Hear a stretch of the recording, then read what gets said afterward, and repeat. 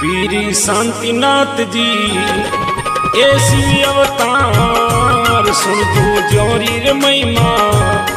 बीराय परम पार भाया भैरू अखाड़ो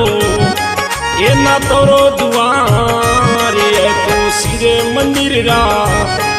गुरु सिर जने हाँ